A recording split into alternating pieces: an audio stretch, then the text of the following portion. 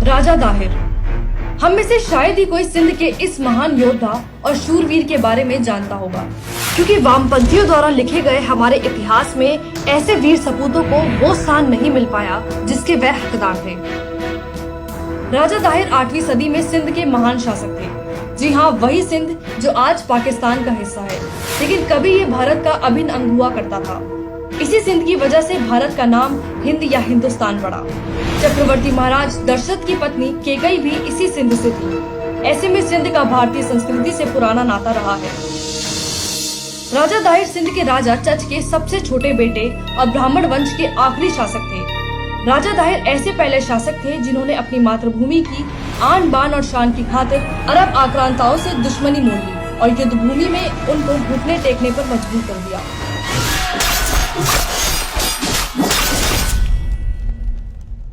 ये राजा दाहिर ही थे जिन्होंने अपराजयी समझने वाली अरब की खलीफा सेना को 14 बार घुटने टेकने पर मजबूर कर दिया।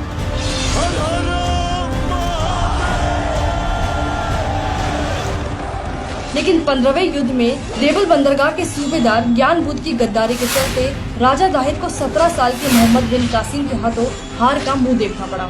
सूबेदार ज्ञान बुद्ध ने रात में विश्राम कर रहे सैनिकों के शिविरों में खलीफा की सेना को प्रवेश करा दिया, जिन्होंने युद्ध नियमों की धज्जियां उड़ाते हुए सोए सैनिकों पर धावा बोल दिया और उनका नरसंहार शुरू कर दिया। इस विश्वासघात में राजकुमार जय शाह भी गंभीर रूप से जख्मी हो गए। ये खबर सिंध की राजधानी अलौर में बैठे राजा दाहिर को मिली और उन्होंने युद्ध भूमि के लिए कूच कर दिया।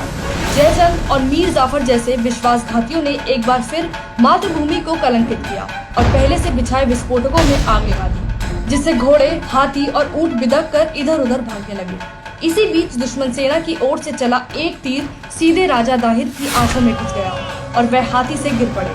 युद्ध भूमि में जख्मी शेर की तरह गिरे राजा दाहिर पर अरबी सेना ने भेड़ियों की तरह हमला कर दिया। शेर की तरह लड़ते हुए राजा दाहिर वीर गति को प्राप्त हुए। इस युद्ध का असर लेकिन सदियों बाद तक भारत पर पड़ा। पाकिस्तान मूवमेंट के समय मुस्लिम लीग ने अरबी कासिम को अपना हीरो बनाया, जो आज भी पाकिस्तान अपना इतिहास कासिम के सिंध जीतने से शुरू करता है, साथ ही कासिम को पहला पाकिस्तानी तक बताता है। डॉक्टर अंबेडकर अपनी किताब पाकिस्तान में लिखते हैं, युद्ध जीतने के बाद मोहम्मद बिन कासिम ने राजा दाहिर के कटे हुए सर के साथ हज्जाज को एक पत्र भेजा था, जिसमें लिखा था, राजा दाहिर के भतीजे और योद्धाओं और प्रमुख अधिकारियों को ठिकाने लगा दिया गया है और मूर्ति पूजकों को या तो इस्लाम में दीक्षित कर दिया गया है, अन्यथा उन्हें तबाह कर दिया गया है। मंदिरों के स्थान पर मस्जिदें बना दी गई हैं। इस पत्र के जवाब में हज्जाज ने कासिम को लिखा, मूर्ति पूजकों से कोई रियायत ना बरती जाए। तुम्हें माफ करने के लिए तुरंत तैयार नहीं होना चाहिए, क्योंकि इससे तुम्हारा काम और बढ़ जाएगा। किसी को भी ना बख्शो। कासिम तो पाकिस्तान के कट्टरपंथी तबके का हीरो बन गया, लेकिन जिस राजा दाहिर ने भारत को 14 बार अरबी लुटेरों से बचाया, उनका नाम तक वामपंथी इतिहासकारों ने किताबों से गायब कर दिया।